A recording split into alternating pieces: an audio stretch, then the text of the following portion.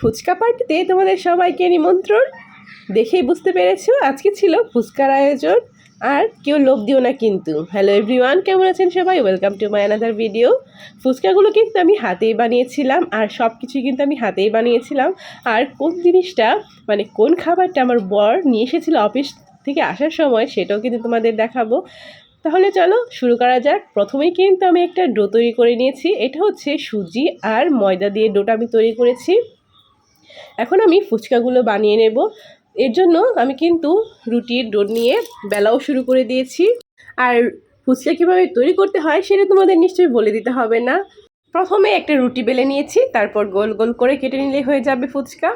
আর ময়দা আর কিন্তু সুজিটা কিন্তু একদম ভালোভাবে ডোটা তৈরি করে নিতে হবে, মানে ভালোভাবে মাখিয়ে নিতে হবে, কারণ এখানে সুজিটা কিন্তু অনেক হার্ড হয়ে যায় পরে, তাই তোমাকে সেই অনুযায়ী কিন্তু ডোটা তৈরি করে নিতে হবে। প্রথমে দেখলে যে পাতলা, কিন্তু পরে কিন্তু সুজির কারণে শক্ত হয়ে যাবে, তাই সেই অনুযায়ী কিন্তু তোমাদের ডোটা তৈরি করে নিতে হবে। আমিও কিন্তু সেই অনুযায়ী ডোটা তৈরি করে নিয়েছিলাম। এই যে দেখো আমার ফুচকা কিন্তু একদম রেডি। এখন শুধু এগুলো ভেজে নিলে হয়ে যাবে ফুলকো ফুলকো ফুচকা। আর এগুলো কিন্তু ফুলেও ছিল, মচমচাও হয়েছিল। এখন শুধু এগুলো ভাজার পালা। মেয়ে হোক কিংবা ছেলে, ফুচকা কিন্তু সবাই পছন্দ করে। তবে হ্যাঁ, মেয়েরা কিন্তু ফুচকাটা একটু বেশিই পছন্দ করে। ফুচকা বলতে পাগল, যেমন আমারও কিন্তু ফুচকা খেতে বেশ ভালো লাগে। এত গরম আর এত ঘাম নিয়ে কিন্তু আমি ফুচকাগুলো তৈরি করেছিলাম, আর এর জন্য কিন্তু আমার অলরেডি ঠান্ডা জ্বর লেগে আছে। আমরা কিন্তু পুরো পরিবার একসাথে মিলে ফুচকাটা খেয়েছিলাম আর অনেক মজা করেছিলাম। সবাই কিন্তু বেশ আনন্দ সহকারে এই ফুচকাগুলো খেয়েছিল। আসলে বাহিরের তৈরি ফুচকা খাওয়া যায়, কিন্তু বাড়ির মানুষ কিন্তু তা খেতে পারে না। বাড়িতে তৈরি করলে কিন্তু বাড়ির সবার সাথে একসাথে কিন্তু এনজয় করে এই ফুচকাগুলো খাওয়া যায়। এর জন্য কিন্তু আমার এই ফুচকাটা বানানো। আমি কিন্তু একসাথে দুটো কাজই করছিলাম, এক সাইড দিয়ে ভাজছিলাম আর অন্য সাইডে কিন্তু ওই ফুচকাগুলো বেলছিলামও। সেটা তোমরা ভিডিওতে দেখতেই পাচ্ছ। এর জন্য কিন্তু আমার অধিক পরিশ্রম হয়েছে একা সব করার জন্য।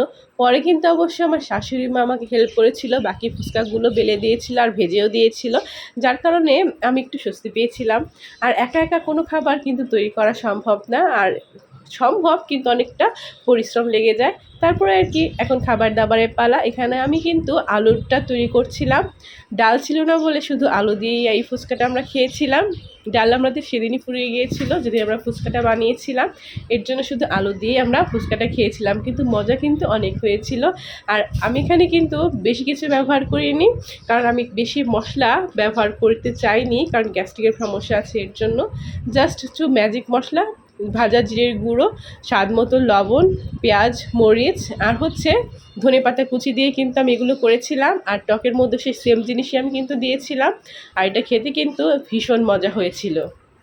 আর বরমশাই অফিস থেকে আসার সময় আমাদের সবার জন্য পুরিটা নিয়ে এসেছিলো, আর সেটা আমরা সবাই এনজয় করে খেয়েছিলাম।